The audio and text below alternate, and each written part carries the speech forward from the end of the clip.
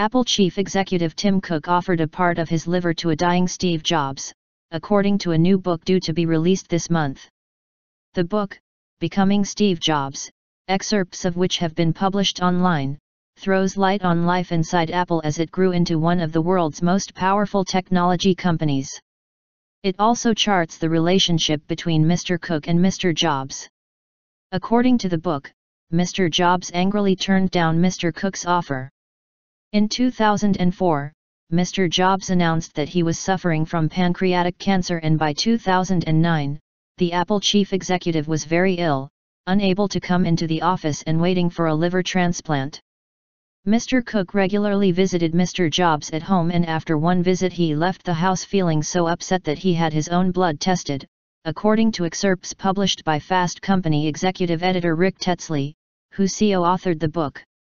Fellow author Brent Schlender is a journalist who interviewed Mr. Jobs several times throughout his life. Transplant feasible? Mr. Cook found out that he, like Steve Jobs, had a rare blood type, and guessed that it might be the same. According to the book, he went through a series of tests and discovered that a partial liver transplant was feasible. But when he shared the news with Mr. Jobs, the dying Apple boss reacted angrily, according to the book. He cut me off at the legs, almost before the words were out of my mouth, an excerpt says. No, he said. I'll never let you do that. I'll never do that. Steve only yelled at me 4 or 5 times during the 13 years I knew him, and this was one of them, Mr. Cook added. TV contradiction.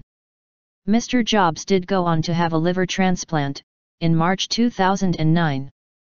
He resigned as Apple chief executive in August 2011 and died in October at the age of 56. The book also reveals that Mr. Jobs contemplated buying Yahoo as a way for Apple to get into the search business.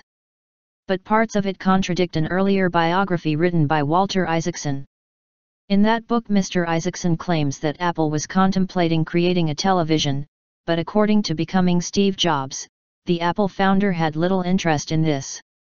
He tells Apple designer Jony Ive in the book, "I just don't like television. Apple will never make a TV again."